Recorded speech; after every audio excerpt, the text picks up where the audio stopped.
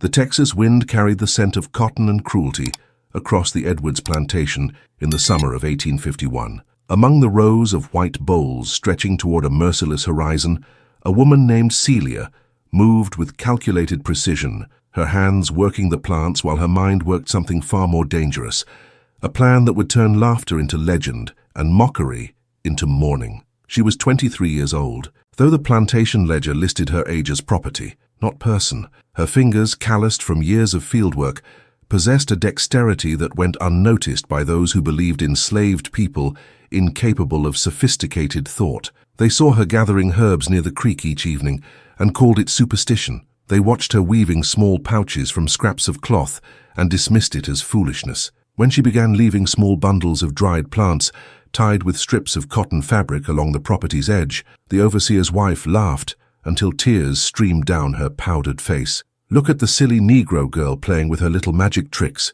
she had announced at a gathering of plantation wives, her voice dripping with the contempt that white society wrapped around itself like expensive silk. "She thinks she can protect herself with weeds and wishes." If you're watching this story unfold and want to hear more forgotten histories of resistance and survival, hit that like button and subscribe to our channel. And drop a comment telling us where in the world you're watching from. These stories belong to all of us, and I want to know who's listening. The laughter echoed across the veranda that afternoon, a sound that mingled with the clink of crystal glasses and the rustle of crinoline skirts. But Celia, standing in the kitchen doorway with a tray of refreshments, absorbed that laughter like cotton absorbs blood, silently, completely, with a stain that would not wash out. Her face remained carefully neutral, the mask that survival demanded, while behind her eyes something ancient and unyielding began to crystallize into purpose. Texas in 1851 existed as a frontier of brutality, where the institution of slavery met the lawless violence of Western expansion. The Compromise of 1850 had recently inflamed tensions across the nation, and Texas, admitted to the Union as a slave state just 6 years prior, had become a hunting ground where human beings were tracked like animals. The Fugitive Slave Act turned every free state into a trap, every stranger into a potential captor,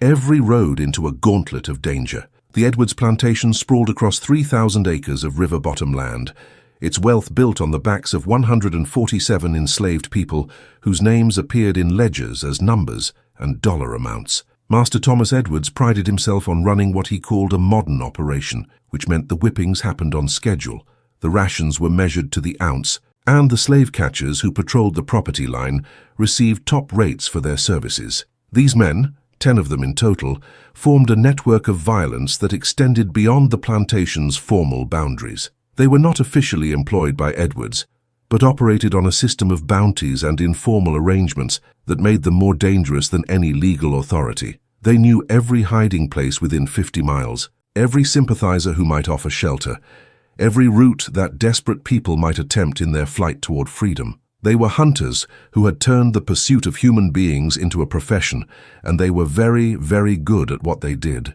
Celia had been watching them for 2 years, studying their patterns with the same attention she gave to the growth cycles of plants and the movement of stars across the night sky. She knew that Jake Morrison, the leader, checked the north fence line every Monday and Thursday at dawn. She knew that the brothers Karl and Wilhelm Schneider, German immigrants who had found in slave catching a path to American prosperity, preferred to work the eastern woods where the undergrowth provided cover for their ambushes. She knew that Silas Green, the youngest of the crew at 19, still felt queasy after a capture, though he hid it behind increasingly vicious displays of cruelty. She knew all of this because knowledge was the only weapon available to those whom the law defined as property rather than people, and she had been gathering weapons. The art of poison is as old as human civilization, a dark sister to the healing arts that walks the same paths through forest and field. Celia had learned plant lore from her grandmother, who had learned it from her grandmother, a chain of knowledge stretching back across the Atlantic to African soil where women had been healers and herbalists for generations uncounted. This knowledge traveled in whispers and warnings, in the careful observation of which plants grew where, which brought comfort and which brought death. White oleander grew wild along the creek, its beautiful flowers hiding a toxin that stopped the heart. Water hemlock thrived in the marshy ground near the eastern property line, its roots containing cicutoxin, a poison so potent that a piece the size of a walnut could kill a grown man. Jimson weed sprouted in disturbed soil around the slave quarters, its seeds packed with alkaloids that caused delirium, seizures, and death. And castor beans, which the plantation grew intentionally for their oil, contained ricin, a substance that would become infamous in future centuries for its lethal efficiency. Celia had been collecting these plants for months, drying them in hidden corners of the smokehouse, grinding them into powders, using a stone she kept buried beneath the floorboards of her cabin. The little cloth pouches that provoked such laughter contained measured doses of death, prepared with the precision of a chemist and the patience of someone who understood that survival sometimes required becoming the very thing that society feared most, a woman with the power to fight back. But poison alone was not enough. The slave catchers were men who lived by violence and suspicion, who trusted nothing and no one outside their tight circle. To kill them would require more than toxic plants. It would require manipulation, psychology, and a willingness to use the very prejudices that enslaved her as weapons against her enemies. The plan had begun forming 6 months earlier, after Celia witnessed the capture of a young man named Samuel, who had attempted to escape to Mexico. The slave catchers had brought him back broken and bleeding, a display meant to discourage others from similar attempts. They had celebrated their success in the overseer's quarters that night, drinking corn whiskey and boasting about their tracking skills, while Samuel hung in chains in the barn, his screams carrying across the dark plantation like the calls of a wounded animal. Something had broken in Celia that night, or perhaps something had finally been forged whole. She had listened to those screams and made a decision that would either free her or destroy her, but would not leave her unchanged. She would kill the slave catchers, all of them, and she would do it in a way that turned their own habits and assumptions against them. The first step was establishing a pattern of harmlessness that would make her actions invisible. She began leaving the cloth pouches more frequently, placing them along paths and near landmarks in ways that seemed random, but actually mapped the slave catchers' regular routes. She made a show of her superstitions, speaking in the presence of house slaves, who she knew would repeat her words to their masters about protection spirits and warding charms. She played the role of the simple-minded Negro woman who believed in magic because she was too ignorant to understand the real world, and they believed her. They always believed the performance because believing it confirmed their own sense of superiority. The master's wife continued to mock her at social gatherings. The overseer shook his head at her foolishness. The slave catchers, when they noticed her little bundles at all, kicked them aside with boots caked in mud and blood and the dirt of hunting human beings. None of them understood that they were watching a woman conducting reconnaissance, mapping terrain, and preparing a campaign of asymmetric warfare, using the only resources available to someone whom society had stripped of all legal recourse and human dignity. None of them realized that Celia's apparent simple-mindedness masked an intelligence that had been forced by circumstance to become strategic, calculating, and absolutely ruthless. The summer heat intensified as June gave way to July. The cotton plants grew thick and tall, providing cover for movements that might otherwise be observed. The creek ran lower, exposing the rocky places where water hemlock roots could be harvested without leaving obvious signs of disturbance. And the slave catchers, confident in their mastery of the landscape and their prey, fell into the comfortable routines that would make them vulnerable. Celia worked longer hours in the fields during these weeks, her body bent beneath the weight of the cotton sack, but her mind sharp as broken glass. She noted where each catcher stored his equipment, what each man drank and ate, which ones had regular habits that could be exploited. She observed that Jake Morrison always chewed tobacco from a particular pouch. She noticed that the Schneider brothers shared a canteen on their patrols. She saw that Silas Green, troubled by nightmares, drank heavily from a flask he kept hidden in his saddlebag.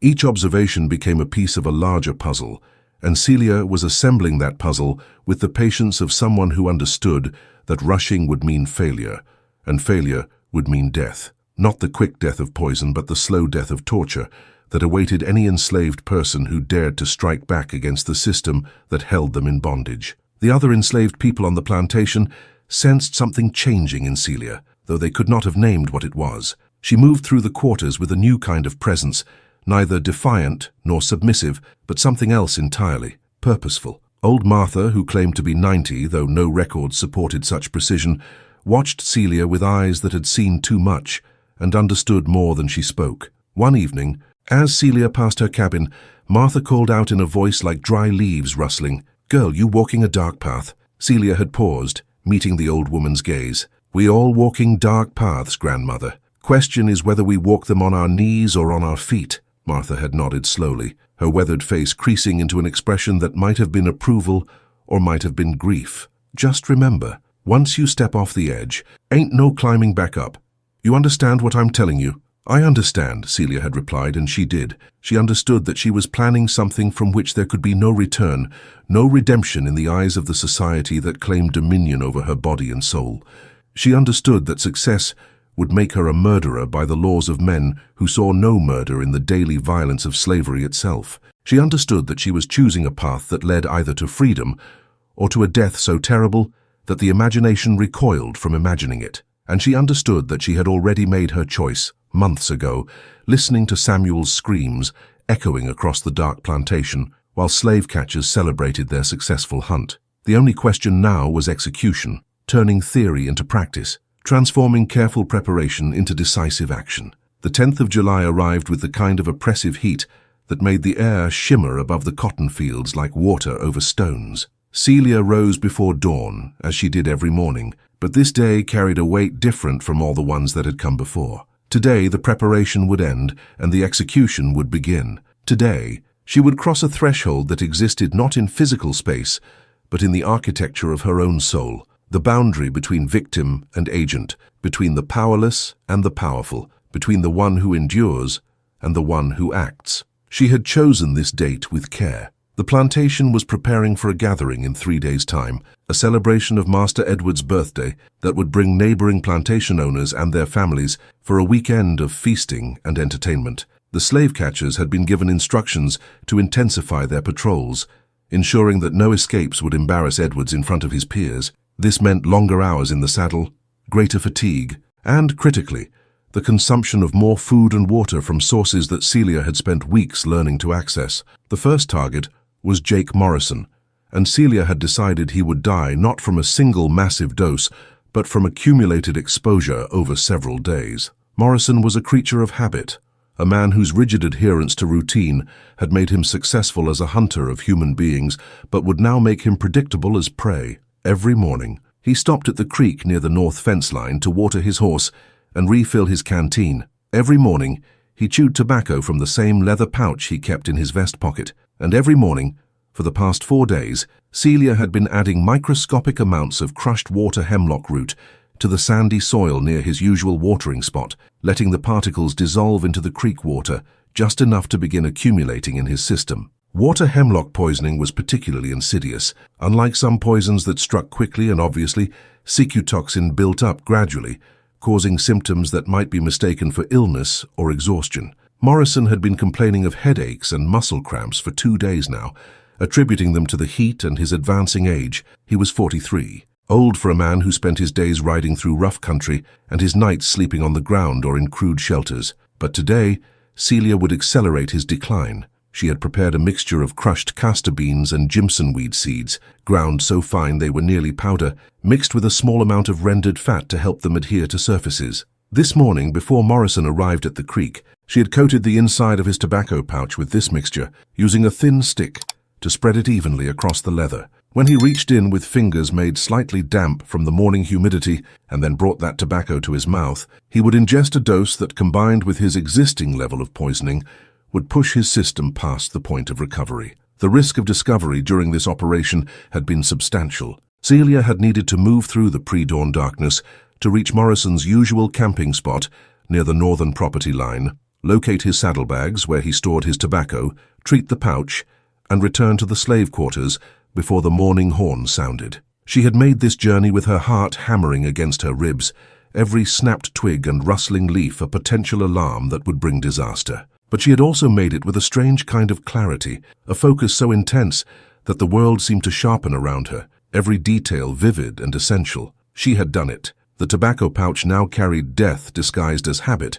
and Morrison would poison himself through the simple act of satisfying his own addiction. The second phase of her plan targeted the Schneider brothers, Karl and Wilhelm, men who had immigrated from Bavaria 5 years earlier and discovered that in America, hunting human beings paid better than farming. They were methodical, these brothers, almost Germanic in their precision. They shared everything: meals, equipment, even a canteen they passed back and forth during their patrols through the eastern woods. This sharing, meant to reinforce their bond and their efficiency, had given Celia an elegant solution to a logistical problem. She didn't need to poison two separate sources.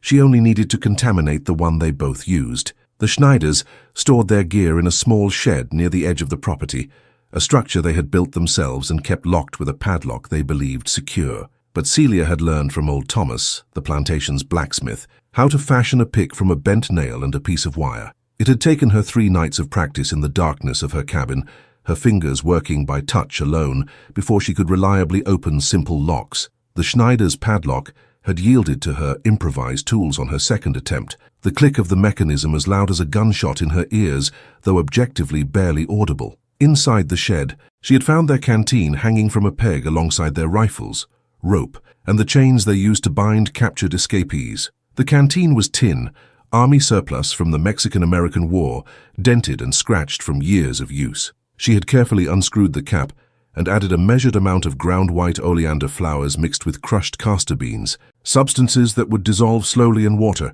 and maintain their potency even in the heat. The mixture was calibrated. She had tested ratios on captured rats over the past weeks to cause symptoms that would escalate over several days rather than killing immediately. Immediate death would raise questions, but gradual decline that mimicked cholera or dysentery, diseases common in the Texas heat of summer, would likely be attributed to natural causes. The genius of Celia's approach was that she was weaponizing not just plants, but also assumptions, using the social framework of medicine and disease to camouflage murder as misfortune. She had returned the canteen to its peg, relocked the shed and disappeared into the darkness like smoke, leaving no trace of her presence except the invisible contamination that would begin its work as soon as the brothers took their next drink. The morning routine of the plantation proceeded as it always did. The horn sounded at 5 o'clock, a harsh bray that dragged enslaved bodies from insufficient sleep into another day of labor. Celia moved through the motions mechanically, eating her small ration of cornmeal mush, collecting her cotton sack, walking to the fields with the others, but her awareness was split. Part of her engaged in the performance of normalcy, while another part tracked the larger pattern unfolding across the plantation's geography. Morrison would be at the creek now, watering his horse, reaching into his tobacco pouch, bringing poisoned leaves to his mouth. The Schneiders would be checking their equipment in the shed, shouldering their rifles, lifting their canteen. Each action perfectly ordinary, each action delivering incremental death. By mid-morning, Celia was working her assigned row when she heard the first indication that her plan was progressing. One of the field hands, a young man named Benjamin, who sometimes ran messages for the overseer, came hurrying past with news that spread through the workers in whispers. Jake Morrison had been found near the north fence, vomiting violently and barely able to stand. The overseer had sent for the doctor, though the nearest physician was a half-day's ride away in town. Celia kept her face carefully neutral, her hands continuing their practiced motion of picking cotton and depositing it in her sack. But inside, she felt something that was neither joy nor satisfaction, something colder and more purposeful: confirmation. The plan was working. Morrison was dying, and the manner of his dying would appear natural enough to avoid immediate suspicion. The day stretched long and brutal, the sun climbing toward its zenith and baking the cotton fields into a landscape of shimmering heat and endless rows. Celia's back ached from the constant bending, her fingers stung from the sharp edges of cotton bolls, her throat burned with thirst. But she welcomed the discomfort because it kept her grounded in her body, prevented her mind from spiraling into the magnitude of what she had done and what she was continuing to do. At the midday break, when the workers collapsed in whatever shade they could find, Celia overheard the field overseer talking to one of his assistants. Morrison had worsened rapidly. The doctor hadn't arrived yet, but Morrison was now experiencing seizures and had lost consciousness. The overseer seemed genuinely concerned. Morrison was known as one of the most effective slave catchers in the region, and his loss would impact the plantation's security. But there was no suspicion in his concern, no indication that anyone viewed Morrison's illness as anything other than unfortunate timing. This was the crucial period, Celia knew. The next 24 to 48 hours would determine whether her actions remained invisible or whether some detail, some overlooked factor, would expose the truth. She needed Morrison to die in a way that seemed like natural illness. She needed the Schneider brothers to begin showing symptoms that would be attributed to the same cause. and she needed to continue executing the rest of her plan without allowing fear or hesitation to compromise her actions. That afternoon, working in the fields, Celia refined the next phase of her campaign. 3 more slave catchers remained beyond Morrison and the Schneiders: Silas Green, the young one with nightmares; Marcus Whitley, a freedman who had turned his knowledge of escape routes into profit by guiding slave catchers to fugitives; and 3 men who worked as a team: Amos Fletcher, Nathaniel Price, and Robert Red Sullivan. Each required a different approach. Silas Green's heavy drinking provided an obvious vector, and Celia had already prepared a tincture of Jimson weed that she planned to introduce into the whiskey barrel the catchers kept in their shared quarters. Marcus Whitley was more difficult. As a freedman, he lived separately and maintained habits less predictable than the white catchers. She would need to observe him more carefully, wait for an opportunity. Fletcher, Price, and Sullivan presented a particular challenge because they operated as a unit, sharing meals and watching each other's backs with the paranoia of men who knew they were hated. But their unity also created a vulnerability. If she could contaminate a shared food source, she could affect all 3 simultaneously. The afternoon heat intensified, and Celia worked through it with mechanical persistence, her body performing tasks while her mind mapped strategies and contingencies. Around her, other enslaved people moved through their own exhaustion, each lost in private thoughts and private suffering. They didn't know that one of their number had become something unprecedented: a woman conducting systematic warfare against the architecture of their oppression using nothing but knowledge, patience, and plants. Evening brought a slight cooling and news that Jake Morrison had died. The announcement came from the overseer during the evening distribution of rations, delivered with a tone that suggested inconvenience rather than grief. Morrison's body would be taken to town for burial. The doctor, who had finally arrived in the late afternoon, attributed the death to acute dysentery, possibly brought on by contaminated water. He recommended that all personnel on the plantation boil their drinking water for the next week as a precaution. Celia accepted her cornmeal and fatback with steady hands, her face showing appropriate concern at the news of Morrison's death. Inside, she was calculating. The doctor's diagnosis was exactly what she had anticipated: a plausible, natural explanation that would prevent deeper investigation, and his recommendation about boiling water would actually help her by creating an atmosphere of health consciousness that would make subsequent illnesses seem like a localized outbreak, rather than targeted poisoning.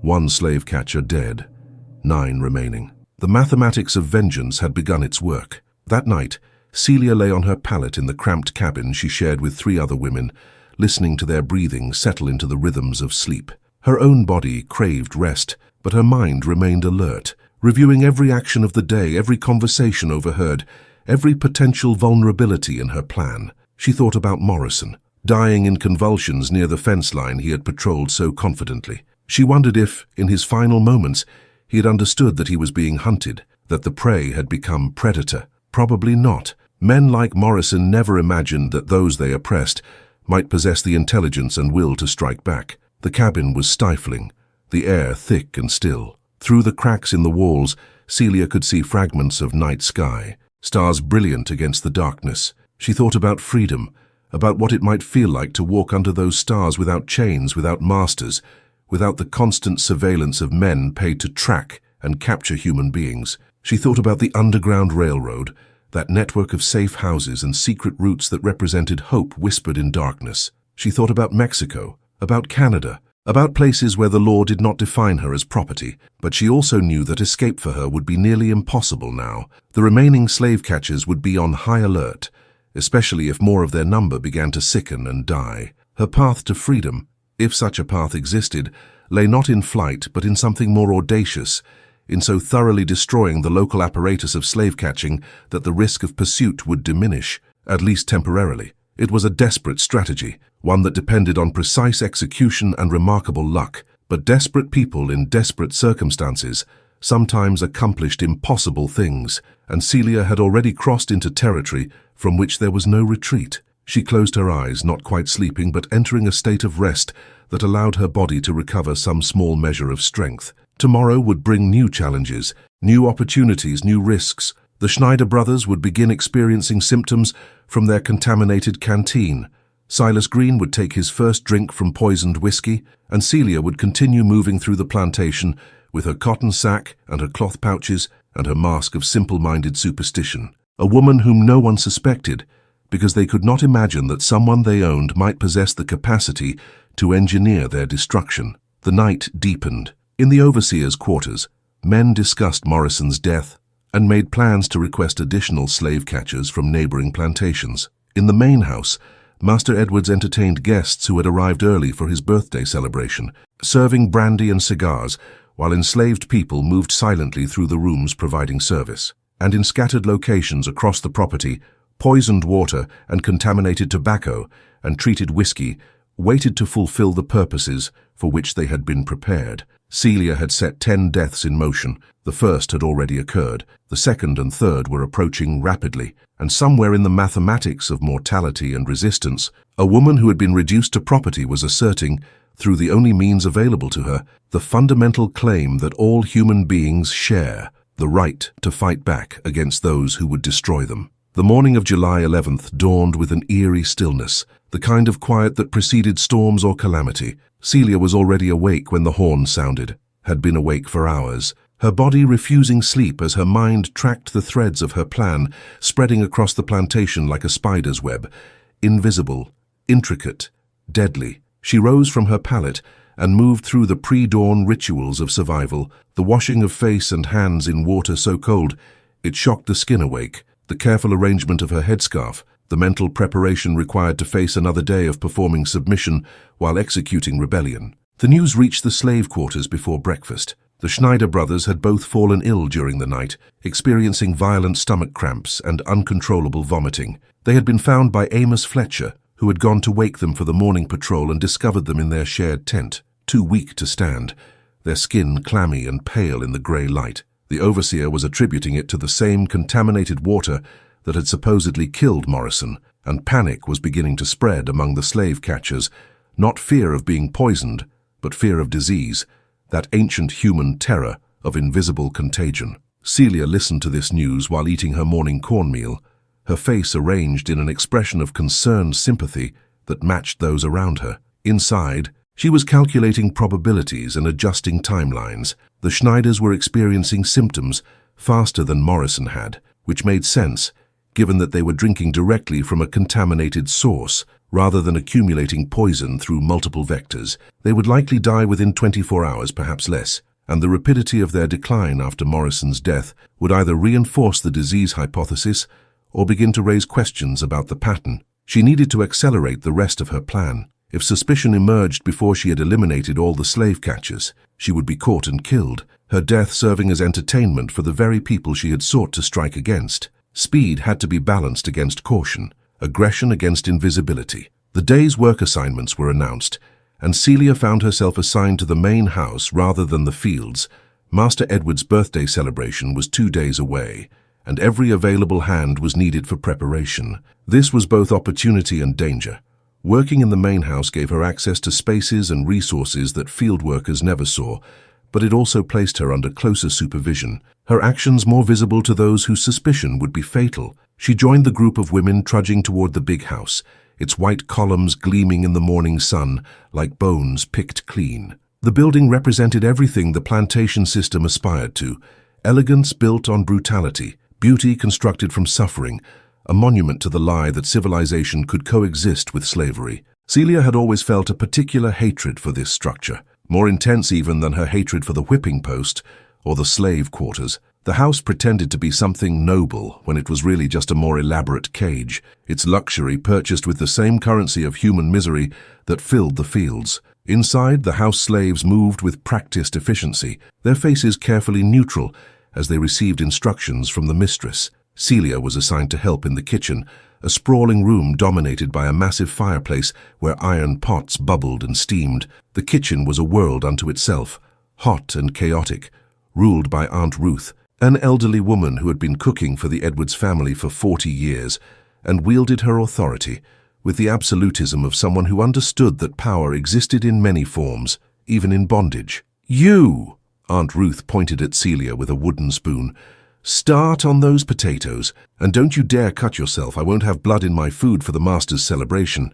Celia nodded and moved to the work table, where a mountain of potatoes waited. She picked up a knife, testing its edge against her thumb, and began the repetitive work of peeling and cutting. Around her, other women worked on different tasks, plucking chickens, kneading bread dough, chopping vegetables. The kitchen hummed with focused activity, and within that activity, Celia found opportunities. The celebration would require enormous quantities of food, much of which would be prepared in advance. Pies, cakes, smoked meats, preserves, all would be made over the next 2 days and stored in the cellar and larder. The slave catchers, including the 3-man team of Fletcher, Price and Sullivan, would be fed from the same kitchens, their meals provided as part of their compensation for services rendered. This created a vulnerability that Celia had been planning to exploit for weeks, but she needed to be strategic about which food source to contaminate, something that only the slave catchers would eat, ideally something that wouldn't be consumed until after the celebration, when the presence of many guests would complicate investigation and provide cover for chaos. She had considered various options and settled on a solution that was both practical and poetically appropriate: the whiskey that would be distributed to the slave catchers as part of their payment for providing security during the celebration. This whiskey was stored in barrels in the cellar, a cool underground space beneath the main house where Master Edwards kept his most valuable provisions. Celia had learned from house slaves that a barrel would be tapped on the evening of the celebration, and the slave catchers would each receive a generous portion, a reward for their vigilance and a tool for maintaining their loyalty. If she could contaminate this barrel before it was tapped, she could poison multiple targets simultaneously, while creating a time delay that would make the source of the poisoning difficult to trace. If you're still with me on this journey into one of history's most daring acts of resistance, take a second to leave a comment below. Tell me what you think about Celia's strategy, whether you believe resistance is always justified,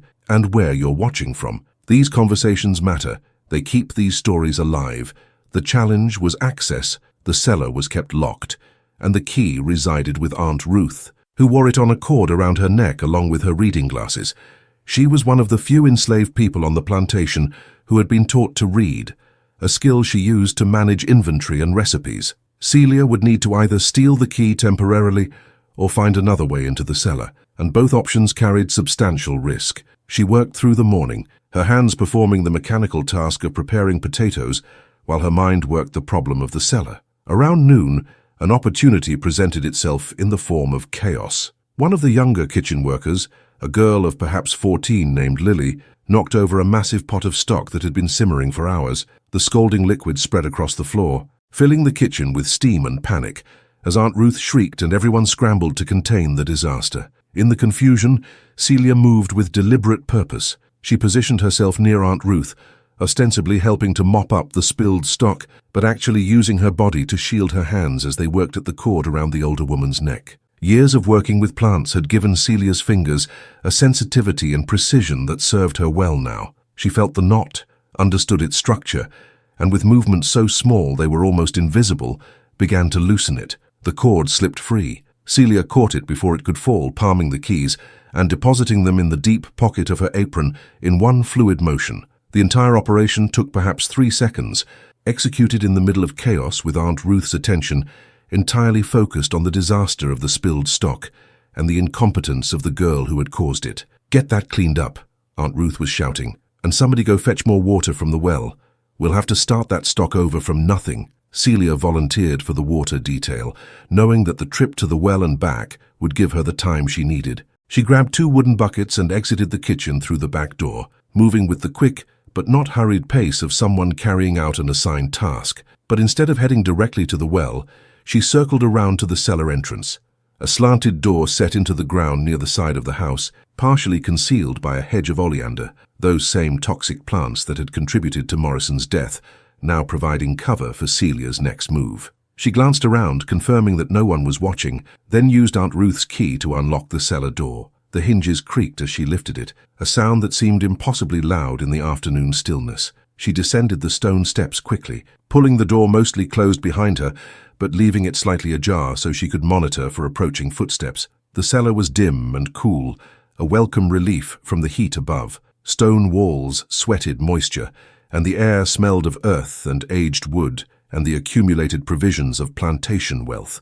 Barrels and crates lined the walls, each marked with chalk notations indicating contents and quantities. Celia moved between them, her eyes adjusting to the low light, searching for the whiskey barrel that would be tapped for the celebration. She found it in the far corner, marked with a fresh chalk notation, BDSC, birthday, slave catchers. The barrel was sealed with a wooden bung, which she carefully worked loose using the tip of the cellar key. The wood was swollen from the liquid inside, and for a terrifying moment she thought it might not budge, but then it shifted and came free with a soft pop. From her apron pocket, Celia removed a small vial she had prepared the night before. It contained a concentrated tincture of Jimson weed seeds, castor beans, and white oleander, suspended in alcohol to ensure it would mix thoroughly with the whiskey. The dosage was calculated to be fatal, but not immediately so. Symptoms would begin several hours after consumption and would escalate over the course of a day, mimicking the pattern of illness that had already claimed Morrison and was in the process of killing the Schneider brothers. She poured the contents of the vial into the barrel, tilting it to ensure the poison would flow into the whiskey rather than adhering to the wood. Then she worked the bung back into place, using the heel of her hand to seat it firmly. The entire operation took less than 2 minutes, but each second felt elongated, stretched thin by the tension of knowing that discovery would mean immediate death. She climbed back up the cellar steps, listening carefully before emerging. The yard remained empty, the household's attention still focused on the kitchen disaster. Celia locked the cellar, pocketed the key, and continued to the well as though nothing had happened. She filled her buckets with water, balancing them with the practiced ease of someone who had carried such loads thousands of times, and returned to the kitchen. The chaos had subsided. The floor had been mopped. Lily was crying in a corner while being scolded by an older woman. And Aunt Ruth was directing the preparation of a new batch of stock, with the fierce concentration of a general organizing troops. Celia set down her water buckets and, in the process of helping to transfer water to pots, managed to slip the key cord back onto Aunt Ruth's person. The older woman never noticed, her focus entirely on reconstructing her ruined soup. 3 slave catchers poisoned or in the process of dying. A 4th group contaminated and waiting. Silas Green remained, along with Marcus Whitley. 6 more deaths to engineer, and Celia was beginning to feel the weight of what she had undertaken. Not guilt, precisely, but a kind of existential exhaustion, the bone-deep weariness that comes from maintaining extreme vigilance and precision over extended periods. That afternoon brought news that Carl Schneider had died.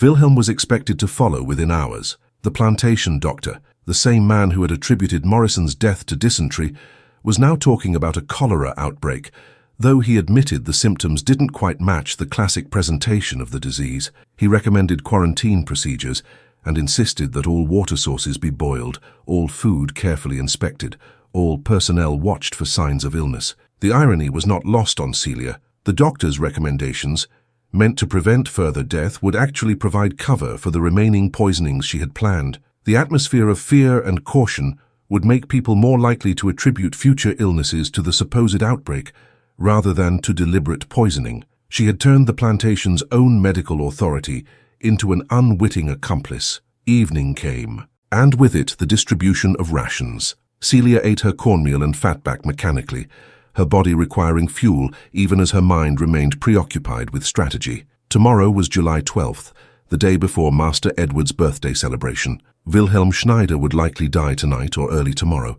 The whiskey barrel would be tapped tomorrow evening, and Fletcher, Price and Sullivan would drink their poisoned reward. That left Silas Green and Marcus Whitley, 2 men who would need to be addressed through different methods. Silas Green was actually the easier of the two, despite his youth and vigor. His drinking had intensified since Morrison's death. The young man was not handling the stress well, and he had taken to spending his evenings in the slave catchers' shared quarters, working his way through bottle after bottle of cheap whiskey. Celia had already prepared a solution for him, a small bottle of what appeared to be premium liquor, actually rot-gut whiskey mixed with a heavy dose of water hemlock tincture, which she planned to leave in a location where Green would find it, and, believing it a gift from a generous fellow catcher or perhaps a store of hidden contraband, consume it. Marcus Whitley was the final challenge, and the most complex. As a freedman, he lived apart from the other slave catchers, maintaining his own small cabin on the edge of the property. He was older, perhaps 50, and his knowledge of escape routes came from his own experience as an enslaved person who had bought his freedom through years of saving and negotiation. That he now used this knowledge to hunt other escapees made him, in Celia's view, even more deserving of death than the white catchers, who at least had the excuse of never having experienced bondage themselves. She would need to observe Whitley more carefully, identify a vulnerability she could exploit, but that would come later. For now, she had done enough. 4 slave catchers dead or dying, 3 more poisoned and waiting, 3 remaining to be addressed. The mathematics of vengeance was progressing according to plan, and Celia allowed herself a moment of something that might have been satisfaction if satisfaction were possible for someone engaged in such dark work. That night, lying on her pallet while her cabin mates slept, Celia thought about what would happen after. If she succeeded in killing all 10 slave catchers, what then? Would the plantation bring in more? Almost certainly. Would her actions make any meaningful difference in the larger architecture of slavery? Probably not. The system was too vast, too entrenched, too supported by law and custom and economic interest to be significantly damaged by the death of 10 men. But that wasn't really the point, was it? The point was agency, the assertion of selfhood against a system designed to reduce human beings to objects. The point was striking back, not because it would change everything, but because the alternative, accepting victimhood without resistance, was a kind of death that preceded and exceeded physical mortality. The point was proving, if only to herself, that she was not property, not chattel, not a thing to be owned and used and discarded, but a person with will and intelligence and the capacity to shape events rather than merely endure them. She closed her eyes and imagined freedom, not the abstract freedom of political philosophy, but the concrete freedom of walking without permission, of choosing her own path, of existing without the constant surveillance of those who claimed ownership of her body. She knew that such freedom might never be hers, that her actions had likely sealed her fate one way or another, but at least she would die having chosen, having acted, having refused the role assigned to her by a society that valued cotton and profit over human dignity. The night deepened. Somewhere in the slave catcher's quarters, Wilhelm Schneider drew his last breath, and Celia, architect of death and engineer of resistance, finally surrendered to exhausted sleep, her dreams filled with images of open roads and distant horizons, and places where the law did not define her as property, but recognized her as what she had always been, a human being with the right to exist, free from bondage. July 12th arrived with a sky the color of old bruises, heavy clouds rolling in from the Gulf promising rain that never quite fell. The air pressed down on the plantation like a physical weight, thick with humidity, and the gathering tension of Master Edward's approaching celebration. Celia rose with the horn and moved through the morning rituals, her body operating on instinct, while her mind remained focused on the intricate choreography of death she had set in motion. Wilhelm Schneider's body had been discovered just after dawn, cold in the tent he had shared with his brother. 5 slave catchers dead in 3 days. The plantation was in turmoil, the atmosphere crackling with fear and confusion as people struggled to understand what was happening. The doctor had been summoned again, and this time he arrived with a colleague from a neighboring county, both men conferring in urgent whispers about disease vectors and contagion patterns, while the overseer paced and Master Edward sequestered himself in his study with brandy and ledgers. The celebration was supposed to begin tomorrow, but there was talk of postponement, of cancellation, of sending guests away until the mysterious illness had run its course. Celia heard these discussions in fragments as she worked in the main house, preparing vegetables in the kitchen, while Aunt Ruth directed operations with increasing shrillness, her authority undermined by the chaos spreading through the plantation's normal routines. But Master Edwards, after consultation with his wife and his most trusted advisors, decided the celebration would proceed. To cancel would be to show weakness, to admit defeat in the face of what he insisted was merely an unfortunate outbreak of disease. The slave catchers' deaths, while regrettable, would not be allowed to interfere with the social calendar of a man who prided himself on maintaining appearances regardless of circumstances. More catchers would be brought in from neighboring plantations. The celebration would continue as planned. Order would be maintained. This decision, born of pride and social calculation, sealed the fate of Fletcher, Price, and Sullivan. If the celebration had been cancelled, the whiskey barrel might not have been tapped, and Celia would have needed to devise alternative methods for eliminating these 3 men. But Edward's stubbornness had created the perfect conditions for the next phase of her plan to unfold, exactly as designed. The day passed in a blur of labor. Celia worked in the kitchen through the morning and into the afternoon, her hands performing assigned tasks while her mind tracked the movements of her remaining targets. She knew that Silas Green was drinking heavily in the slave catcher's quarters, spiraling into alcohol-fueled despair as he tried to process the deaths of his colleagues. She knew that Marcus Whitley had been in conference with the overseer, discussing security arrangements for the celebration and the need for additional patrols. She knew that Fletcher, Price, and Sullivan were maintaining their usual routines, perhaps made more vigilant by the deaths, but not suspicious of the actual source of danger. Knowledge was power, and Celia had gathered more knowledge about her enemies than they had ever bothered to gather about her. They saw her as furniture, as background, as a piece of the plantation's operating machinery, too insignificant to warrant close attention. This invisibility, which slavery imposed as a method of dehumanization, had become her greatest weapon.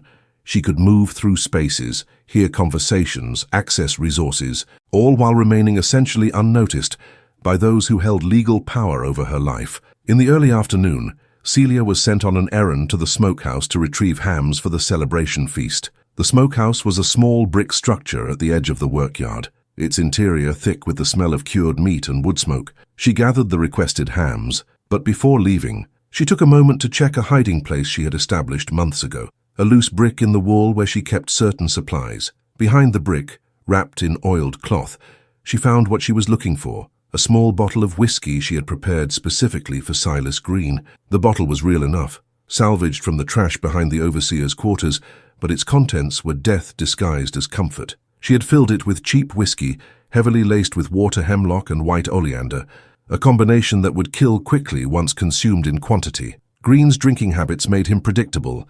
He would down the entire bottle in a single session, seeking oblivion from the fear and guilt that plagued his nights. The challenge was delivery. She needed to place the bottle where Green would find it, and assume it was either forgotten contraband or a gift from a fellow catcher, but she couldn't be seen making the delivery. The slave catcher's quarters were off-limits to enslaved people, except when specifically summoned, and any unauthorized presence would raise immediate alarm. Celia considered her options. The quarters had a back entrance, a door that faced the woods, and was used by the catchers when they returned from patrols. If she could approach from the tree line during a moment when no one was watching, she could place the bottle just inside the door, positioned as though someone had left it there as a gift or had forgotten it. The risk was substantial, but so was the potential reward. Eliminating Green would leave only 3 targets, and those 3 were already poisoned through the whiskey barrel, waiting only for tomorrow evening's distribution. She made her decision. After returning the hams to the kitchen and receiving new assignments,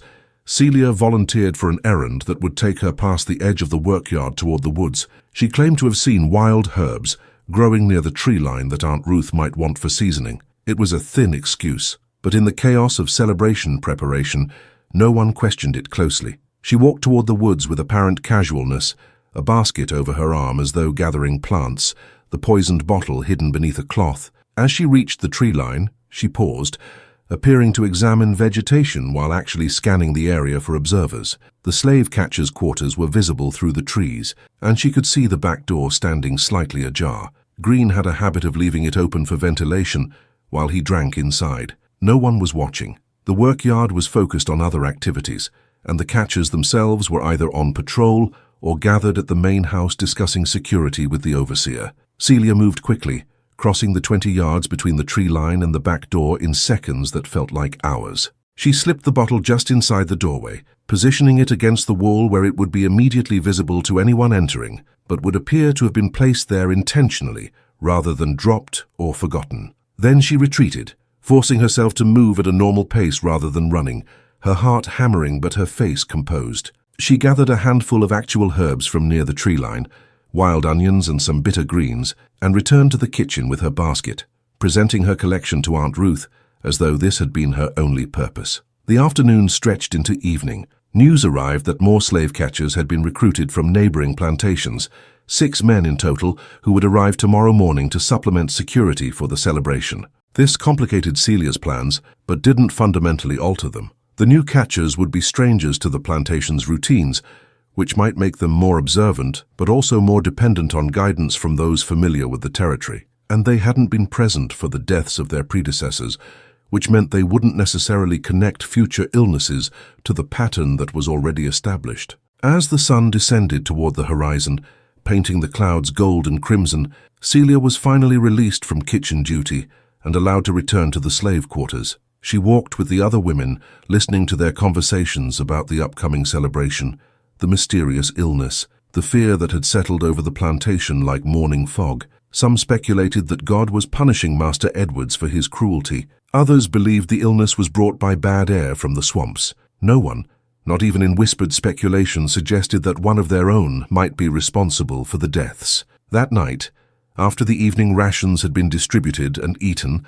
after the exhausted workers had retreated to their cabins, Celia allowed herself a moment of reflection. 7 slave catchers were dead, or would be by morning. 3 more were poisoned and waiting for tomorrow evening's distribution. If everything proceeded according to plan, by the night of July 13th, all 10 of the original slave catchers would be eliminated. But even in this moment of near completion, Celia understood that success would bring its own dangers. The pattern of deaths would eventually be recognized as something other than natural disease. Investigation would follow. Suspicion would fall on someone. And while Celia had been extraordinarily careful to leave no evidence, she knew that enslaved people were often punished not based on proof, but on convenience and prejudice. Anyone who had shown the slightest hint of defiance, anyone who had access to the locations where the catchers fell ill, anyone who possessed knowledge of plants, all would be potential suspects. She had considered this from the beginning, had understood that her actions might ultimately lead to her own destruction.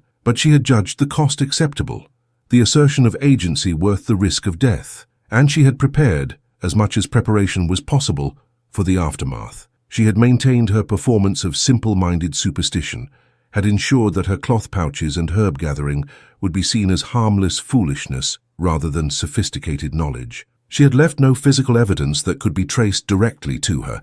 The bottles and vials she had used were common objects that could be found anywhere on the plantation, and the plants themselves grew wild across the property. Most importantly, she had never confided in anyone, had never hinted at her plans even to those she trusted most. This isolation was painful. There were moments when she desperately wanted to share the burden of what she was doing, to have someone understand the magnitude of her resistance. But she knew that secrecy was survival, that every additional person who knew was another potential point of failure, another link in a chain that might break under interrogation, or torture, or simple fear. The night deepened, and Celia finally allowed sleep to claim her. Her dreams were strange and fragmented, images of plants blooming and withering, of roads stretching toward impossible horizons, of hands breaking chains and bodies falling like leaves from trees. She woke once in the darkness, her heart racing from some nightmare she couldn't quite remember, and lay listening to the sounds of the plantation at night, the distant call of an owl,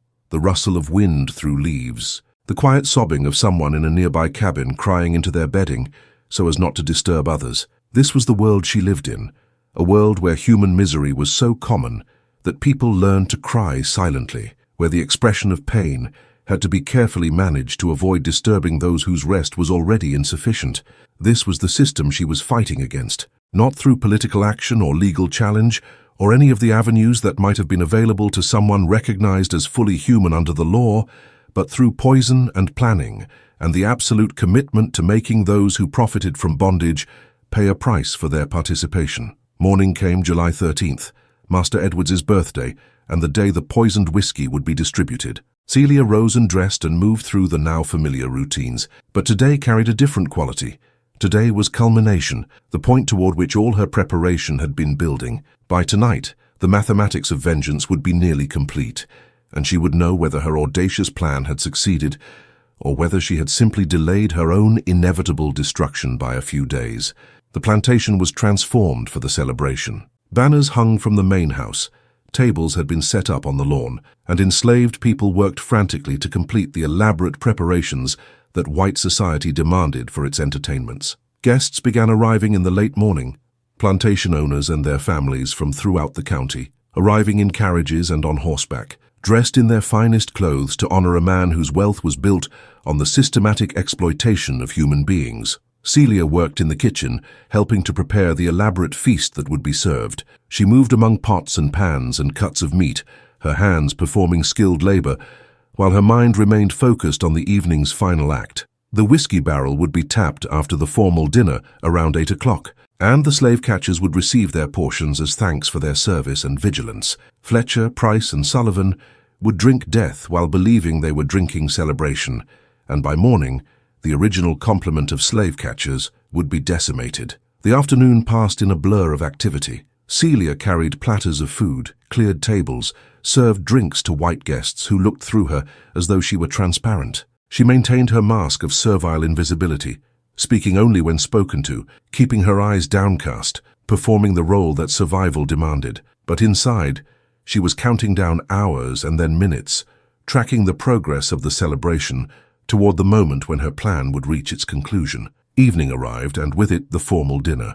Celia stood against the wall of the dining room with other house slaves, ready to serve as needed, while Master Edwards and his guests consumed elaborate courses and praised the quality of the food and the hospitality. The conversation was light and full of laughter, white people celebrating their prosperity, while the people who created that prosperity stood silently in the shadows waiting to be summoned.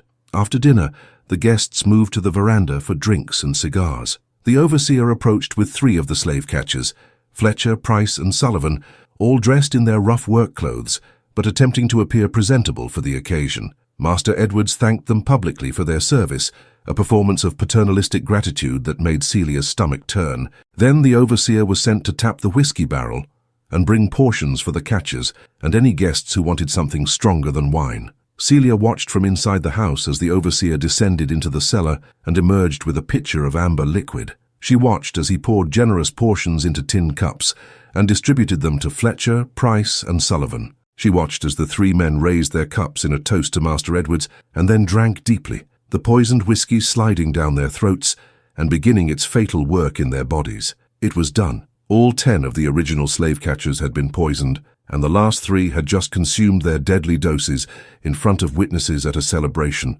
surrounded by the very people whose system of oppression they served. The symmetry was almost perfect, the poetry of resistance written in actions rather than words. But Celia felt no triumph, no satisfaction, only a profound exhaustion and a strange emptiness. She had accomplished something unprecedented, had struck back against her oppressors in a way that would be remembered and discussed in whispers for generations.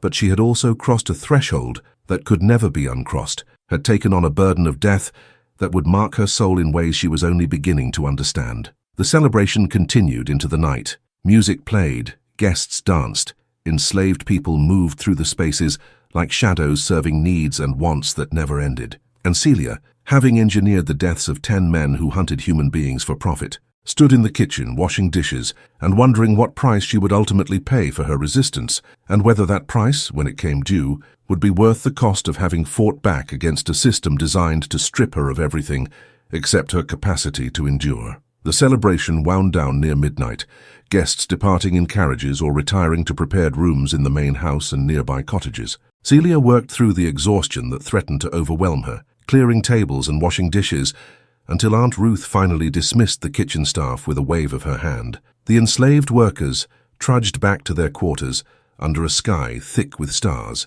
their bodies depleted from hours of labor that served only to glorify their oppressors. Celia walked among them but felt separate, as though she existed in a space slightly removed from the reality everyone else inhabited. She had done something that would ripple outward from this moment, something that could not be undone or forgotten. 10 men were dead or dying because of her actions, and while those men had been architects of suffering who hunted human beings for profit, they were still human beings themselves. Flawed, brutal, shaped by a society that rewarded cruelty and commodified flesh, but human nonetheless. She wondered if she should feel guilt, if the taking of life should weigh more heavily on her conscience. But what she felt instead was a kind of grim necessity, the understanding that in a system built on violence, resistance sometimes required answering violence with violence. The slave catchers had never questioned the morality of their profession, had never lost sleep over the families they tore apart, or the suffering they inflicted. They had participated in a machine of dehumanization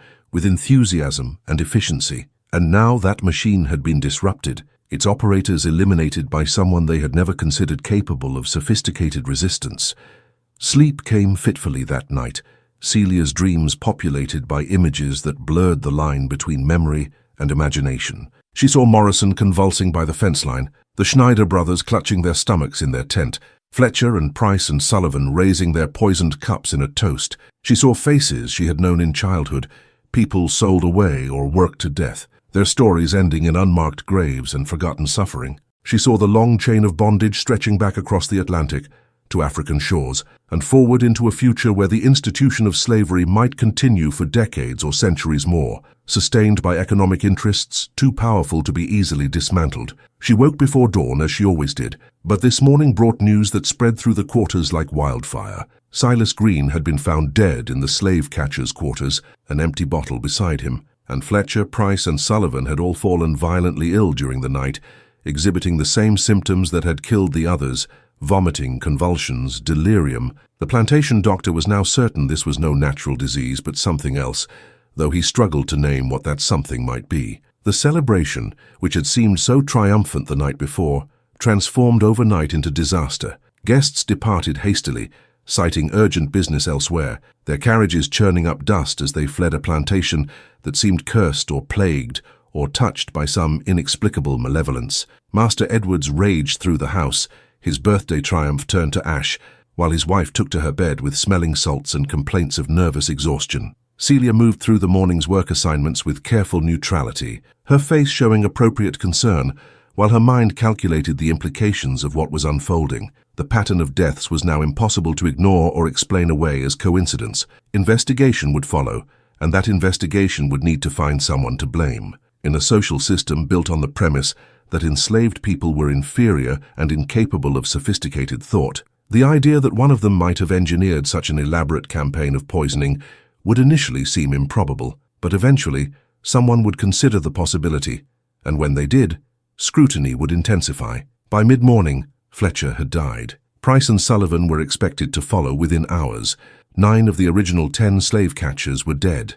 Their elimination accomplished over the course of just 4 days through careful planning and ruthless execution. Celia had succeeded beyond even her own expectations, had struck a blow against the apparatus of slave catching that would disrupt operations across the region for weeks or months to come. But success brought complications. The overseer had begun questioning enslaved people, demanding to know if anyone had seen suspicious activity or possessed knowledge of plants and poisons. Old Martha, the ancient woman who had warned Celia weeks ago about the dark path she was walking, was questioned extensively because of her reputation as an herbalist and healer. She withstood the interrogation with the practiced resilience of someone who had survived 8 decades of bondage, admitting to nothing, offering no information that might incriminate herself or others.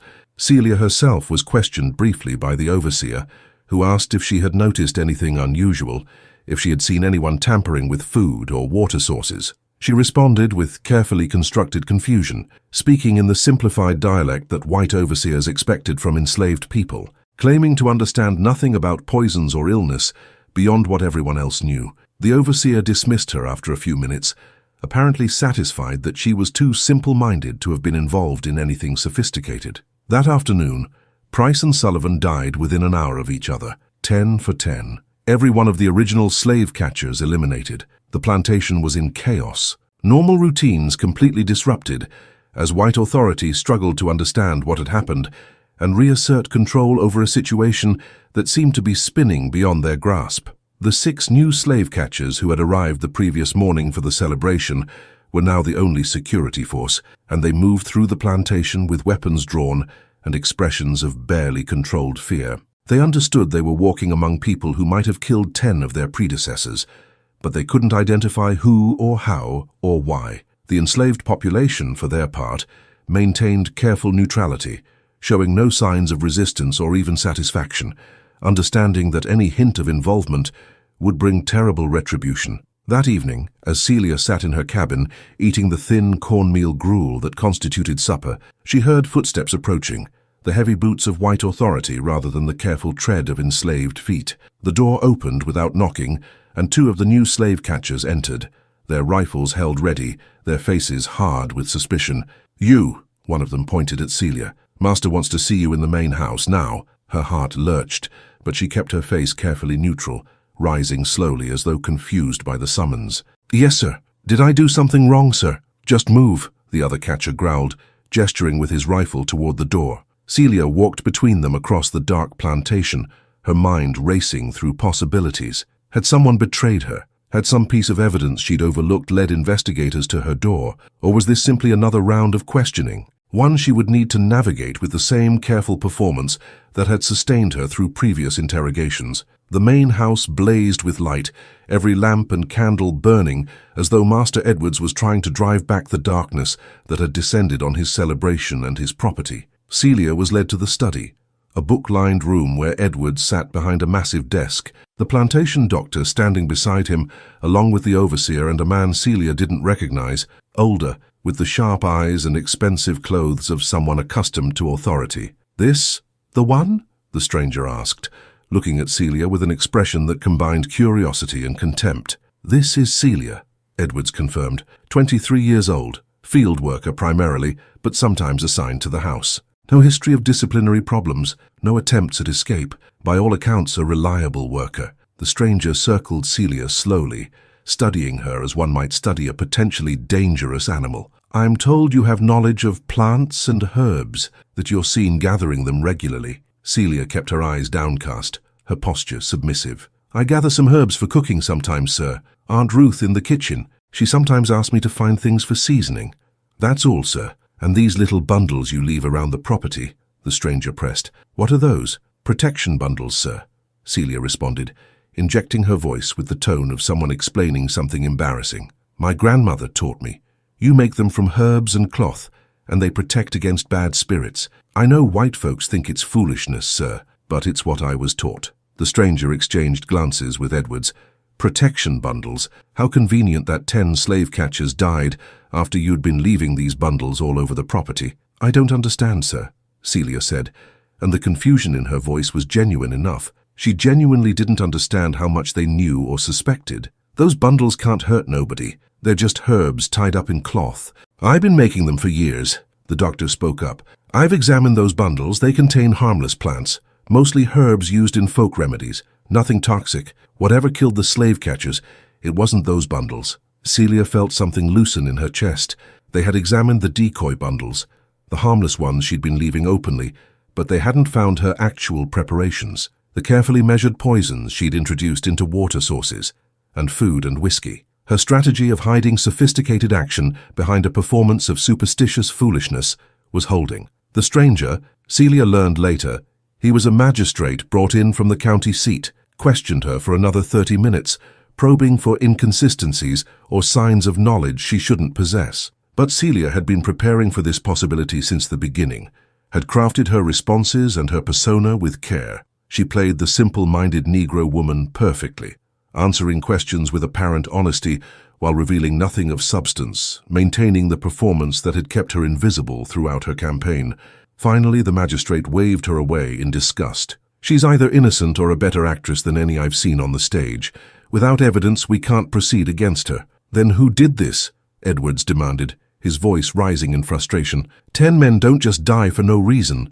Someone poisoned them, and I want to know who." "The investigation will continue," the magistrate said, "but without physical evidence or testimony, it's difficult to determine culpability. The illness pattern suggests contaminated water or food sources, but identifying the specific vector and the responsible party may be impossible." Celia was dismissed and escorted back to her cabin by the same slave catchers who had brought her to the house. As she walked through the darkness, she allowed herself a moment of relief. She had survived the interrogation, had maintained her cover, had avoided the immediate retribution she had feared, but she also understood that suspicion would linger, that she would be watched more closely now, that any future misstep might bring renewed investigation and terrible consequences. The days that followed were strange, marked by an atmosphere of fear and uncertainty that hung over the plantation like smoke. The new slave catchers maintained aggressive patrols, but were clearly uncomfortable, understanding that their predecessors had been eliminated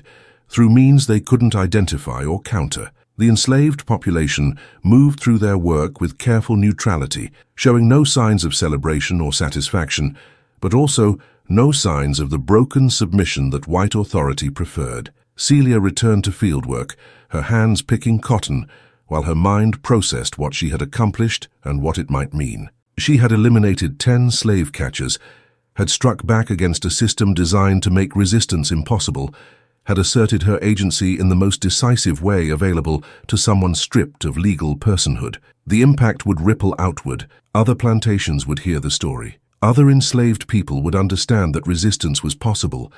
Other slave catchers would feel less secure in their profession. But she had also learned something about the cost of such resistance. The act of killing, even killing those who deserved death for their cruelty, left marks on the soul that couldn't be easily erased. She carried now the weight of 10 deaths, the knowledge that her actions had ended 10 lives, and while she didn't regret those actions, she felt their burden. She had become something she had never imagined becoming: an executioner, an agent of lethal force, someone who had crossed boundaries that most people never approach. 2 weeks after the last slave catcher died, old Martha sought out Celia in the fields during the midday break. The ancient woman moved slowly, her body bent by decades of labor, but her eyes remained sharp and knowing. She sat beside Celia in the shade of a live oak and spoke in a voice barely above a whisper. "I know what you did, child. I don't know all the how of it, but I know the what and the why." Celia's breath caught, but she said nothing, waiting to see where this conversation would lead. "Don't worry," Martha continued. "I ain't telling nobody, and I don't think anybody else has figured it out. You played it too smart for that, but I wanted you to know that somebody sees you. Somebody understands what you done and what it cost you to do it." "Why are you telling me this?" Celia asked quietly. Martha was silent for a long moment, her gaze distant. "Because resistance needs to be witnessed, even if it can't be spoken aloud. Because somebody needs to remember that you fought back, that you didn't just accept what they tried to make of you, and because I want you to know that what you did matters, even if the world don't change overnight." The old woman reached out and squeezed Celia's hand, a gesture of solidarity and understanding. Then she rose and shuffled away, leaving Celia alone with her thoughts and the weight of acknowledgement from someone who understood. The months that followed brought changes to the plantation. Master Edwards, shaken by the deaths and the damage to his reputation, began to drink more heavily and manage his property less effectively. Some enslaved people were sold to cover mounting debts, families torn apart by economic necessity, that cared nothing for human bonds. The new slave catchers remained, but they were less aggressive, less confident, aware that the plantation carried some danger they couldn't quite identify or eliminate. Celia continued her work, picking cotton and serving in the house, maintaining the performance of simple obedience while carrying inside herself the knowledge of what she had accomplished.